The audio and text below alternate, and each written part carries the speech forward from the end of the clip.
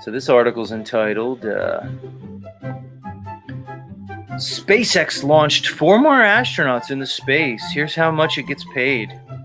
This comes from the Aerospace and Defense something. It just says Aerospace and Defense. I don't even know who wrote this article. WSJ. Anyway, let's get into this. This is Saturday morning before sunrise. Elon Musk's commercial space company, SpaceX, sent 4 astronauts on its Crew 7 mission off to the International Space Station from Kennedy Space Center. You know, which is so funny, guys, because they say it's his commercial space company. But meanwhile, he's apparently bringing crew up. He's shuttling crew up to the International Space Station, which is not commercial. It's not private. From Kennedy Space Center, which again was built with public funds, run by public institution, public bureaucracy, and etc. So what is it, guys? Is it private? Is it commercial? Based on commerce, like it says? Where's the commerce here? Or is it public? Or is it both? Like pretty much the entire control structure that we see? They used to call it fascism, guys. So what is it, guys? Is it a private SpaceX company, or is it the publicly funded NASA? Or like I said, does it even matter anymore? Because we have, you know, we're supposedly existing in a laissez-faire capitalistic free market system, but everywhere I see government restriction, government regulation, crony capitalism, government bailouts. Hey guys, remember Too Big to Fail back in 2008? Oh, I know the economy's crashing and all these big, huge American companies are going to file for bankruptcy, but don't worry, the government will just give them shitloads of money.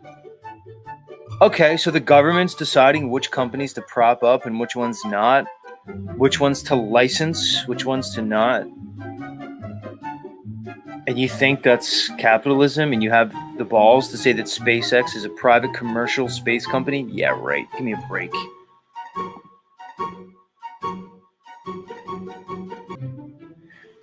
Saturday morning before sunrise, Elon Musk's commercial space company SpaceX sent 4 astronauts on its Crew 7 mission off to the International Space Station from Kennedy Space Center in Florida. The launch was a success. The first stage booster of the Falcon 9 launch vehicle returned to Earth. See, that's the other big thing about SpaceX is like, apparently they discovered how to get that Falcon 9 launch vehicle to return. You see how it like lands with the, you know, with the booster. It looks like it's like levitating and stuff. Which I don't know. Some people say it's just, you know, a rocket launch like set in reverse. But that's apparently the big innovation by Elon, is that it's launched. It could launch you up, but then the vehicle can return and they could use it over and over again. Blah, blah, blah, blah, blah, blah, blah. While the second stage carried the Dragon space capsule into orbit before separation, the Dragon capsule is now on a 30-hour flight to rendezvous with the space station. So apparently it takes 30 hours to get to the space station, which they say is 250 miles above the Earth's surface. Interesting. All 4 astronauts in the capsule hail from different countries. So that's the new thing. It's because it's private, right, guys? So it's not just NASA. So because we just say it's private, you can bring in all these other people, like from the U.S., Japan, Denmark, and Russia. The crew is slated to conduct scientific research related to human space exploration. I wonder if they're going to be screwing. Remember that other article we read about Elon Musk and SpaceX? And the perils of like fucking and potentially like, you know, inseminating a woman in space based off all the radiation. Maybe that's what they're doing. Hey, if that's going to happen, send me up with one of these Dutch women. Because there's a woman aboard this one. I wonder if she's the Dutch one. I wonder if they scraped her. I mean, I've never been to Amsterdam, but I've seen pictures of that red light district. Hey, Elon, if you want to get me up in space, I'll do some let's say, research on human space exploration and biology, if you're going to do some of that sex research, get me up there with one of these Dutch broads. I'm all down with it. What do you think, Bobby Knight? You think they can get your ass up there? Anyway.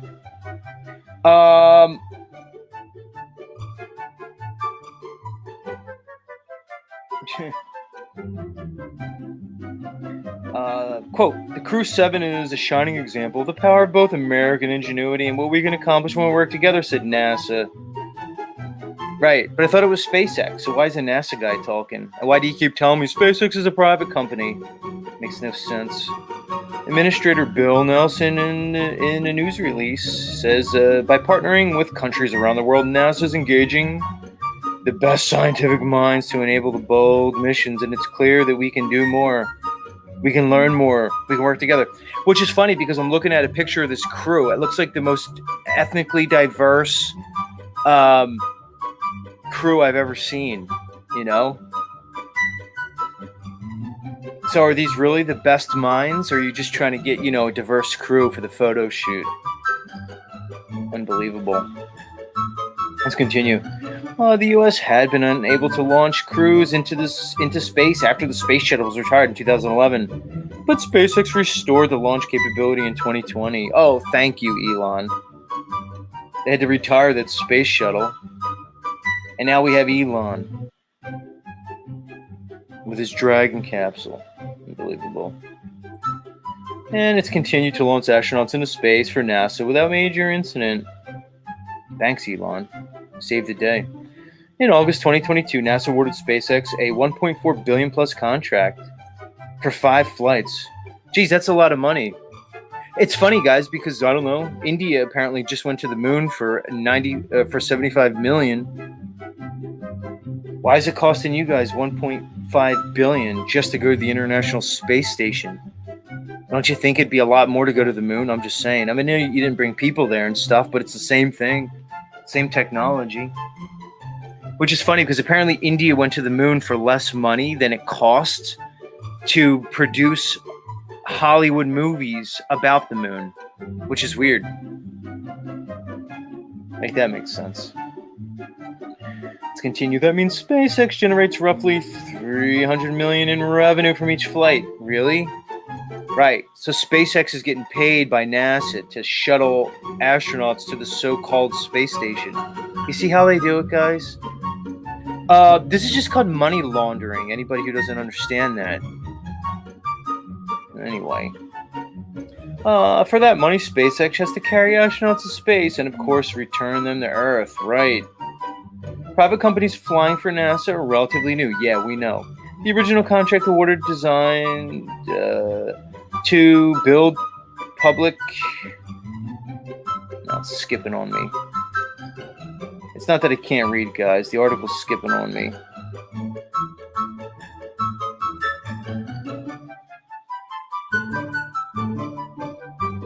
Yeah, design to build public-private partnership at NASA goes back to 2014 when Boeing was awarded $4.2 billion contract and SpaceX at $2.6.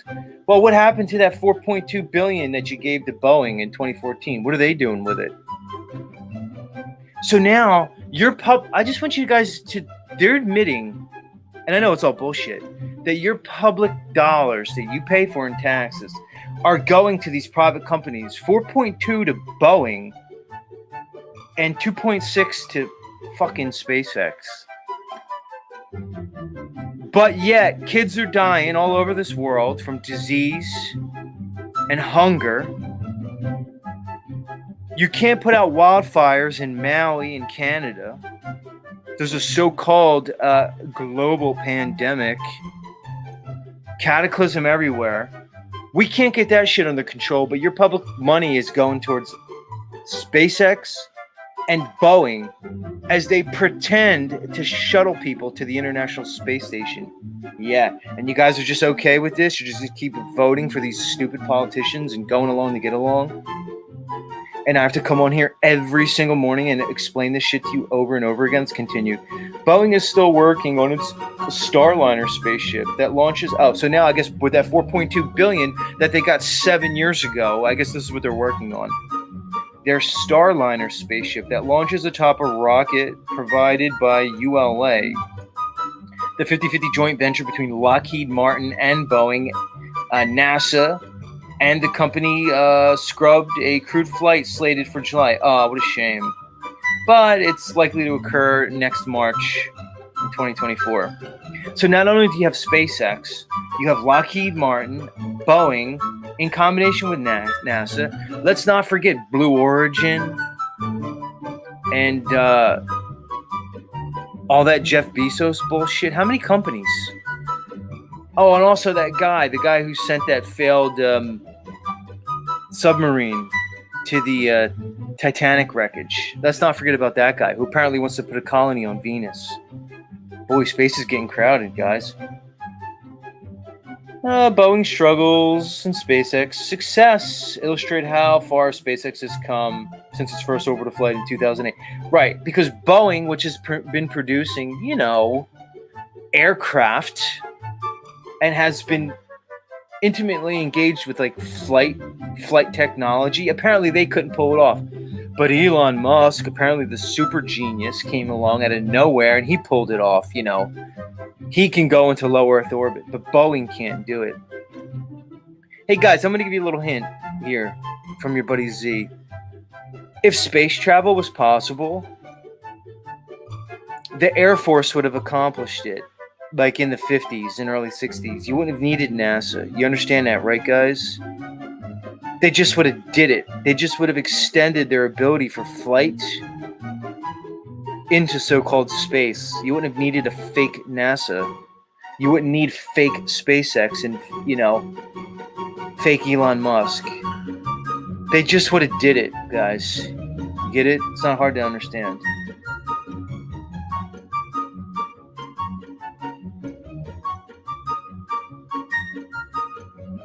And then it goes on to talk about Elon Musk,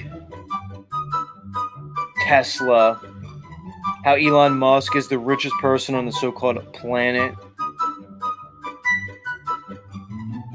And again, how SpaceX is a private company that's publicly traded in the stock market, but of course supported by your tax dollars.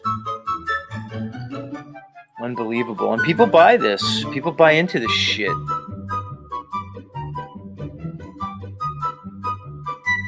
And I think it's real, guys. It's clownish. That's why I play the clown music when I read these things.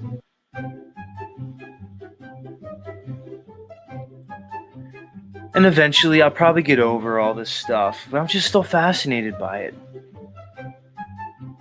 Because what this really is, they're engineering a fantasy society for everybody to participate in. So as they've basically disempowered and disenfranchised the average man or woman, as they've gotten everybody addicted to the system, as they've used our psychology and our biology against us, and they've played on our base urges, and they've basically engineered addiction across multiple domains, across the entirety of mankind, as they're doing all this, as they've taken you out of your sovereignty, your God-given agency and accountability, as they've done all of this, they've presented a reality to you through a screen, through a mass media, mind control, thought matrix paradigm. As they've done this to you, they're giving you a false reality. They're defining a reality for you that goes against all of your observations, your senses, your ability for critical thought, reasoning, logic. They're presenting a reality that's completely false, a reality that's an inversion. And they're just expecting you to accept it. And guys like me and others like me open our mouths. We're basically trumpeting a message. The message is, wake up. You're not nothing. You're not insignificant. You're not useless. You're not a cosmic accident. You're not an evolved monkey, man. You're divine, you're empowered. You can think. You're allowed to think. You're allowed to have thoughts contrary to what you're being told. That doesn't make you bad. There's no such thing as a thought crime.